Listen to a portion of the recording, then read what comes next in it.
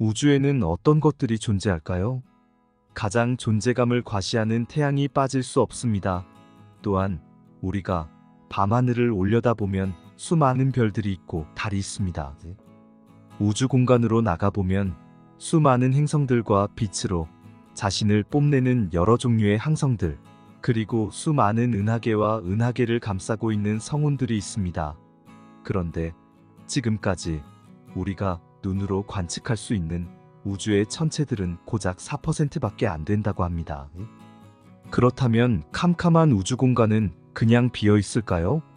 사실 우리 눈으로 보이지는 않지만 암흑에너지가 우주 공간 대부분을 차지하고 있습니다. 이 암흑에너지가 대부분의 우주 공간을 차지하고 있다는 사실이 정말 놀라운데요. 더 놀라운 사실은 이 암흑에너지로 인해 우주가 팽창하고 있다는 사실입니다. 또한 암흑물질뿐만 아니라 암흑에너지도 우주 공간을 차지하고 있는데요. 이들이 우주 공간의 분포에 있는 퍼센티지는 대략 이렇습니다. 암흑에너지는 약 70%, 그리고 암흑물질이 25%를 차지하고 있고, 나머지는 우리가 눈으로 보는 천체들이 우주 공간을 차지하고 있습니다. 그렇다면 암흑물질은 무엇일까요? 이 암흑물질은 빛을 흡수하거나 바라지 않는 질량을 가진 물질을 말합니다. 그런데 여러분, 어떻게 눈에 보이지 않는 암흑물질의 존재를 알게 되었을까요? 먼저 은하의 질량을 계산합니다. 은하의 질량을 계산할 때 두 가지 방법이 있는데요. 먼저는 은하의 전체 밝기가 얼마나 밝은지를 계산합니다. 은하가 이 정도 밝기를 가지려면 빛을 내는 항성들이 이 정도 개수는 있어야 된다는 사실을 알 수 있습니다. 그렇게 밝기를 가지고 항성의 질량 곱하기 개수를 하면 은하의 밝기에 대해 질량을 계산할 수 있게 됩니다. 이렇게 질량을 계산하는 방법을 광도 질량이라고 말합니다. 두 번째는 중력 질량이라는 방법인데요. 광도 질량법과 중력 질량법은 방법이 다를 뿐 은하의 질량을 계산하는 목적은 같습니다.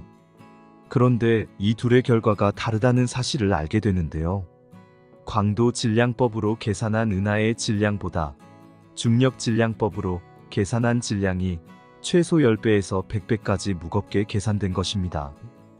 이 사실로 알 수 있는 것은 은하의 밝기에 기여하고 있는 항성보다 보이지 않는 그 무언가가 무거운 질량을 가지고 있다는 것입니다. 이 사실을 가지고 1933년 스위스의 천문학자인 프리츠 츠비키는 암흑물질에 대해 결정적인 발견을 하게 되는데요. 1000개가 넘는 은하가 모여있는 머리털 자리 은하단의 속도를 연구하던 도중 은하단들이 서로를 너무 빠르게 돌고 있다는 것을 발견하게 됩니다. 계산대로 한다면 이렇게 빠른 속도로 은하들이 돌면 서로의 중력과 중력 사이에 머무를 수 없이 다 날아가 버립니다. 그런데 별들과 은하들이 날아가지 않고 안정적으로 중력의 궤도를 돌고 있다는 사실에 대해 분명 보이지 않는 어떠한 무거운 물질들이 빠르게 도는 별들과 은하들을 붙잡고 있음을 예상하게 됩니다. 이후 시간이 지나 전파 망원경을 이용해 우주의 은하를 찍게 되는데요. 그로 인해 은하의 가스구름의 분포와 별의 분포, 그리고 행성과 별들의 속도까지도 다 관측하게 됩니다. 그런데 멀리 떨어진 은하와 은하단을 관측해보니 은하의 중심과 은하 끝자락에 있는 별들 모두가 동일하게 빠른 속도로 공전하는 것입니다. 이 결과로 분명히 눈에 보이지 않는 무거운 질량의 어떠한 물질이 은하와 별들을 붙잡고 있음을 확신하게 됩니다. 예전에는 눈에 보이지 않는 무거운 질량의 물질을 블랙홀 내지는 암흑 속에 숨어버린 별들이나 행성들이라고 생각했습니다. 그런데 이러한 별들이나 항성 또는 질량이 무거운 초거대 블랙홀이라 할지라도 우주를 꽉 채울 만한 질량이라 볼 수 없었던 것이죠.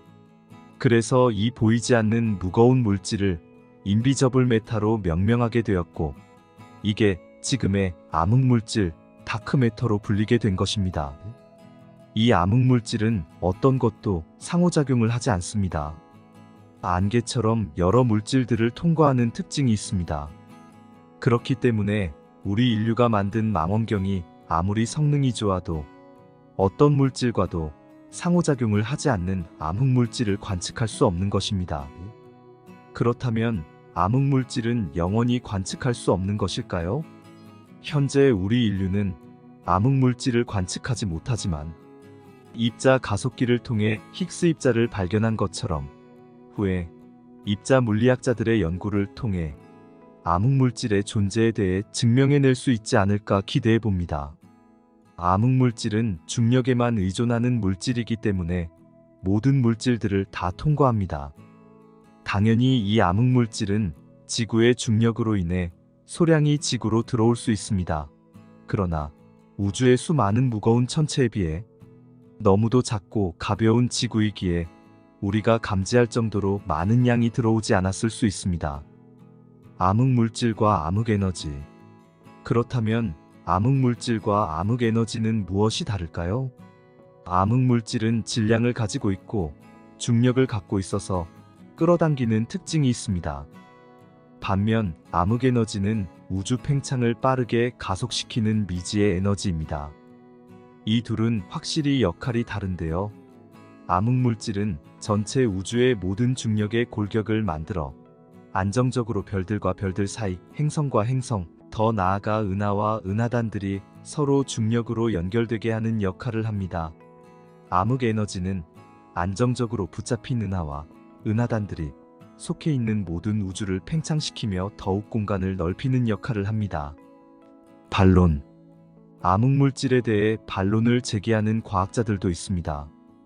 즉, 어떠한 물리적인 상호작용을 하지 않는 미지의 물질이 우주 공간에 있다는 사실에 대해 부정하는 것입니다. 이들은 수정 뉴턴 역학을 주장하며 암흑물질에 대해 반론을 제기하는 것인데요.